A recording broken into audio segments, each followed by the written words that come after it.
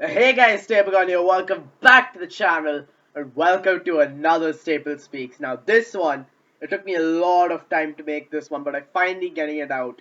It's every Premier League club and I'm looking at their worst players' best moment in their career. Now the rules are they've had to make at least one appearance in the entire season. It could either be as a substitute or as a starting player, but it has to be an appearance and no cup competitions appearances count. So you won't see someone like Troy Parrott over here, or he won't make it, even though I probably wouldn't have included him. Now, also, none of these moments are from youth academy or preseason. I have not counted those. They have to be official games. Cup count, cups count. UEF Champions League obviously counts. Any UEF competition counts. In to be honest, league definitely counts. And I'm thinking that this is going to be an interesting look into some of the worst players in the league have had some of the good moments. Like some of these moments are actually pretty good and they're pretty career defining. And it's going to be interesting to see what really defines these players and if they probably deserve a second chance. No, they don't. They're really bad. All of these players are quite possibly stinkers. They're really bad. But anyway, let's get into this video. So we start off with Arsenal. By the way, these are all in alphabetical order. I'm going to keep these very short. We're going to start with Shkodran Mustafi. This was a hard choice. I could have chosen David Luiz, could have chosen literally anyone from that midfield, anyone from that defense, because it's all just so bad. It's so dreadful to look at. But I've gone with Shkodran Mustafi, and I've gone for the time he scored a brace against Villarreal in the 2014-15 season when he used to play for Valencia. He was a good player back then. I don't know what's happened now, because now he's an absolute travesty of a centre-back. Anyway, with that small brace against Villarreal, two headers actually, that's pretty good. He put his team into second. They finished fourth that season. They qualified for the Champions League. Valencia things. Let's move on to the next player. Now I'm going to start off Aston Villa by saying, how in the world do you make 15 signings, 15, and still have a worse team than before? I don't know how that's happened for Aston Villa, but we've gone with Jota, and this is one of the big moments. Jota used to play in Spain. If I'm right, yes. He used to play for Celta Vigo, if I'm right. Celta Vigo. And he was loaned out to Eibar for one season. And he scored the goal that got them to the Liga BBVA for the first time in their entire history. That is a big moment, Jota. Big up. It's just that you're probably one of the worst strikers in the Premier League today. But anyway, now time for Bournemouth. Now, Bournemouth, we've got Dominic Solanke, the easiest choice on the list. He's played 37 games for Bournemouth and has scored one goal. You're supposed to be a striker. You're supposed to be a striker worth 20 million pounds. Such a joke of a player. He's absolutely horrendous in front of goal. He can't finish a cheese sandwich. That's what he can't do. I couldn't find anything about this guy except for the fact that he was the youngest player to ever debut for Chelsea and play in the CL. Now, that is the littlest thing I have found. That is the best thing I could find about Dominic Solanke. How has he managed to cheat his way through Chelsea and Liverpool? Like, it's I can't talk any further, otherwise I'm gonna start getting ulcers in my mouth. We're gonna move on to Burnley. So before Burnley, my mistake, we're going to go to Brighton. I've chosen David Button for this one. He's a goalkeeper, and the only reason he's in this list is before the age of 23, he played for 12 clubs. Let me reiterate this. He started his career when he was 18. By the age of 23, that's 5 years, if you can count 18, 19, no, 19, 20, 21, 22, 23. Before the age of 23, actually count that before as well.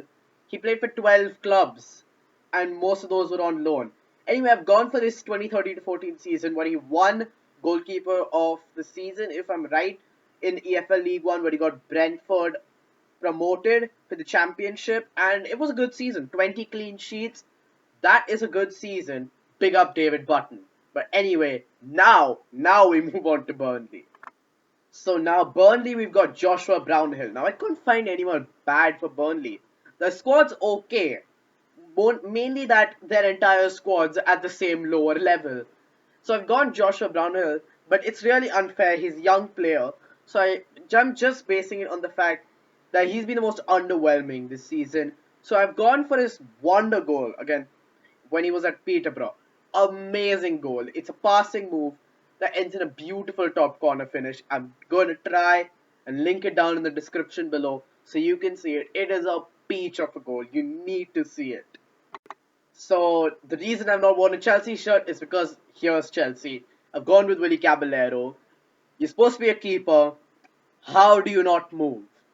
He moves lesser now than he did 2 years ago when he was on the City bench. It's absolutely ridiculous. He's got 4 games. He's conceded. I think was hearing some crazy stat like he conceded 9 or something. That's insane. Anyway, I've gone for his club record, which he held in Malaga. He still holds it today, of longest time going without conceding a goal. He went for 460 minutes. That's pretty good. Shame he's probably not going to do it again because he's not going to get 460 minutes at the pace he's going right now. Now we move on to Crystal Palace. So now we've got Crystal Palace, and I've easily gone with Christian Benteke. He, I think he as a striker is like a full lump of butter. He doesn't move. He's fat, sticks in the middle, tries to hope that the ball comes to him, and nothing happens. I've gone for his 20-goal season. That made everyone think, oh, this guy's actually a pretty decent striker. We just got duped by the fact that he had Gabriel Bonlaho beside him, Idris Gana Gay behind him. He just was good because of the people around him. And he got a move to Liverpool. Everything went downhill when they realized that, okay, this guy actually can't kick to save his life. It was breakout season. He was nominated for the Player of the Year. Let me reiterate this. Eric Cantona's not been nominated for Player of the Year. Christian Benteke has. I think I'm just going to go on to the next club right now. So with Everton, I've gone with Umar Nias. Now, he is a striker I thought was pretty good. Then I started researching about him and I realized he's done absolutely nothing. So he's on this list. I've gone for this brace he scored against Bournemouth. I never saw the game. I've never heard of the game. It's just that he got his team from 1-0 behind to a 2-1 win. I guess that's good. Couldn't find anything else. This guy has absolutely done nothing of note. Umar Nias, just do something. Do something that gets you off this list. Because if you do one thing, then you're out of this list for Bernard or someone. Because, yeah. Anyway, we move on to the next player and hopefully have some more content to work on. So now we've got Leicester and I've gone with Matty James. Now he was one of their big heroes in the championship. It's just that now he's been slagging on with them way too long and I don't think he's on the level with the entire Leicester squad anymore. I've gone for the goal, probably the most important goal in their history. The goal that got them to the promotion semi-final against Watford. He scored the goal. And that was a big moment in Leicester because that was the entire turnaround. And that's why they become to this stage at this point. Obviously, we know that legendary Watford final where Troy Deeney scored in the last minute to get them to the promotion final and get them up.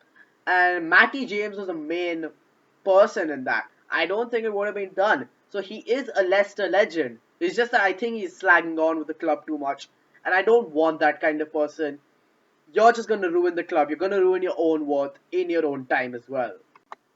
So Liverpool, I was lying before. Liverpool was the easiest choice in the list. I saw the Watford game and I was like, instantly, Dejan Lovren has to be on this list. Now he goes not for a Liverpool moment. He goes for a Southampton moment. You forget that he plays for Southampton. Or maybe you don't. Just forget about that. The goal that got him to Liverpool. The goal that he scored, a winner. His first Prem goal was a winner for Southampton against Liverpool. And that was the point where I think the manager just said, I want that centre back. Can he score? Oh hell yeah, he can.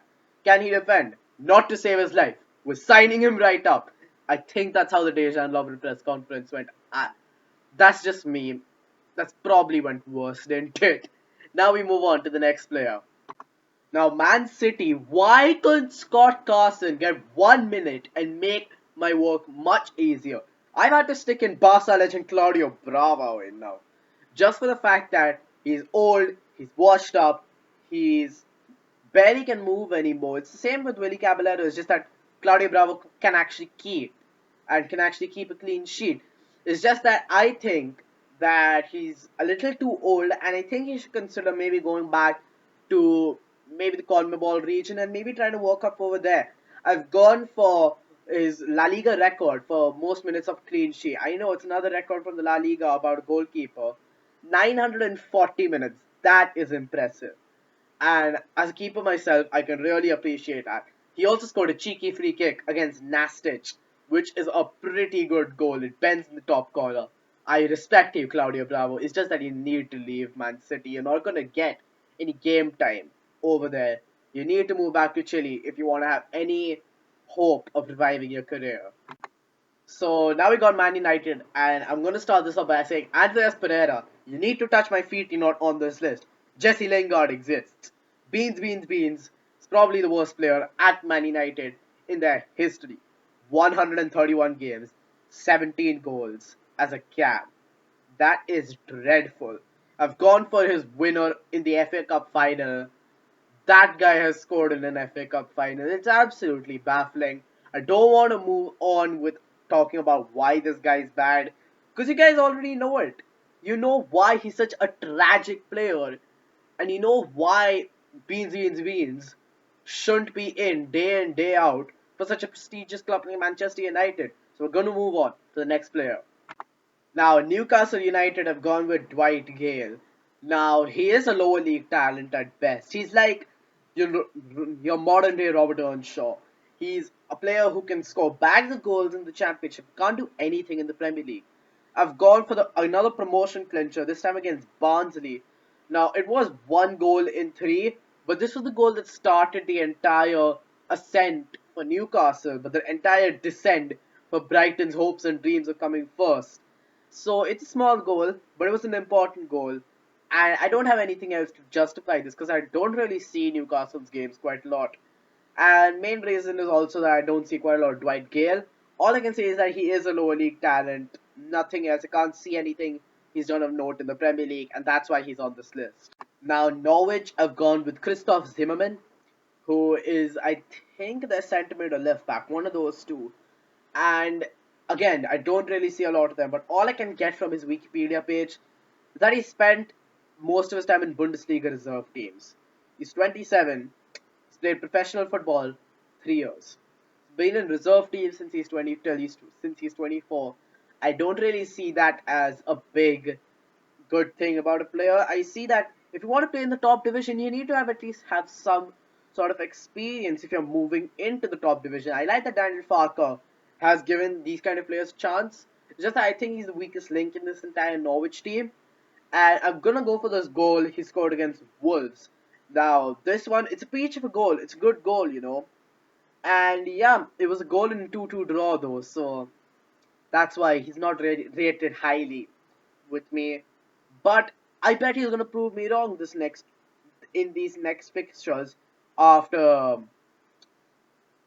I don't really know what to say because if I do say it, I'll get demonetized. But I leave it, you know what, after the you know what. You know that maybe he's just going to try and prove me wrong. But anyway, let's move on. Let's move on to the next player. So now Sheffield United have gone Jack Rodwell. Now you know the reason if you've seen Sunderland tonight. 60,000 quid a week in the championship.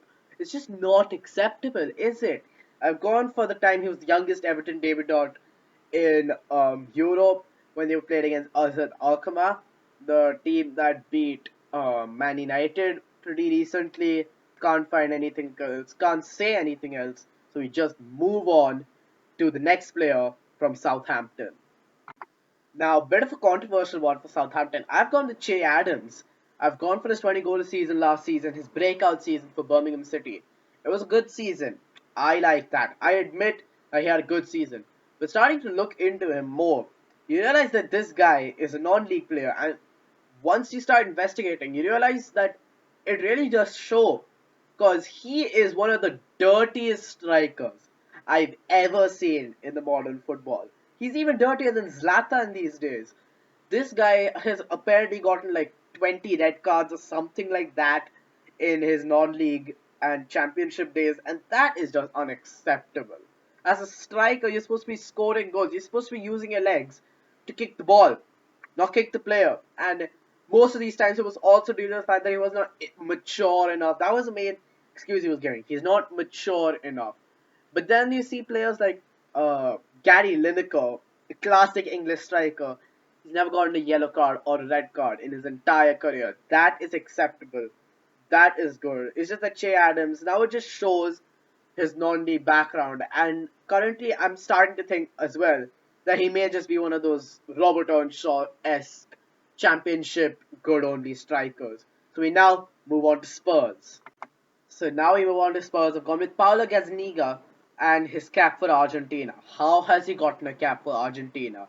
He averages 2 goals conceded per 90 minutes. His entire career, that is dreadful. He's gone on from Valencia reserves to going to Spurs. He's managed to make a move from Southampton to Spurs. While in Southampton, he got 4 games. How has this happened? I don't know how he's gotten a move to Spurs when, and also this was the time where Harry Kane was like really popping off. This was when Spurs were becoming big boys. This was when Spurs was breaking into that. And now they decided to sign up this Southampton guy. And they're now giving him game time, and it's just really weird. Don't understand it. He came on in the 56th minute as well. It's really weird. I just want to move on. We're gonna move on to Watford. So now we have Watford. I've gone with Ignacio Puceto, which is their backup striker. He's just really not that good, is he? He's not prolific. I've gone for one record that he broke for his Argentinian team, where he scored a brace at a stadium currently known as Bosque, which is one of the biggest stadiums in Argentina. It is one of the most prestigious stadiums. And he scored for his team. Wait, let me get this right. Gimnasia y Esgrima La Plata. I'm guessing that's how you pronounce it. He scored. He was the first person to score for his club over there in 31 years. That is impressive. Found nothing else. He's just not that prolific, isn't he? He scored 0 goals in 14 games. That is dreadful. We move on to the next player. Now, West Ham, I've got another controversial one. I've gone with Carlos Sanchez. Now, if there are any Colombians watching, probably not, then they'd be really pissed when they hear that I put what they call El Roca, he's their club cap, he's their country captain, and he's one of the most prestigious players over there. He's called the Rock, El Roca, but I just see him as this guy who racks up red cards like anything and has rubber bands for knees because he manages to get a new leg injury every single year. It's like every season he decides, okay, I'll get 3 red cards over here and then I'll have another injury. So I won't be there for the entire season. Smart plan if you want, but then it's ruined your entire reputation. I've gone for his goal against Man City. This is an actual good goal. Now, this was one of the goals that I actually picked this one myself. I remembered this goal when I was researching this video, and I realized that he's absolutely dreadful today, but what a goal he scored back in the day. I'm gonna link it down in the description below. We move on to the last team, which is Wolves. So now we end this list on someone that's really unfortunate. I really didn't want to put Roman Saiz on this list. It's just that he was the worst player this season. I couldn't think of anyone else for Wolves. Because of the fact that Wolves' team all around is pretty young, and I can't put young players because they're pretty unproven. And I can't put unproven players. I put Dominic Solanke, but that's because he's proven to be a really bad striker. I put Joshua Brownhill, but even in that case, it was really unfortunate that he's put on this list. Same for Roman Saiz. I've gone for his goal against Man United. What a goal. It's a good goal. And you need to see it. I'm going to try and link it down in the description. It's just a huge shame he's on this list. Now to the outro. Anyway guys, thank you so much for watching the video. If you liked it, please like, share and subscribe. If you're new to the channel, I hope you like this different style of video. It's much longer than my usual StapleSpeaks. And my throat is absolutely losing it. But it was really fun to make. It was really enjoyable, and I'm really proud of what I was able to pull out, and what I was able to discover about some players who we just consider dreadful today, and maybe have actually produced some good moments in the past. If you liked it, Please put your support down. If you didn't like something, please put it down below. I'll check it out. I'll add to something. But anyway, until the next time, peace.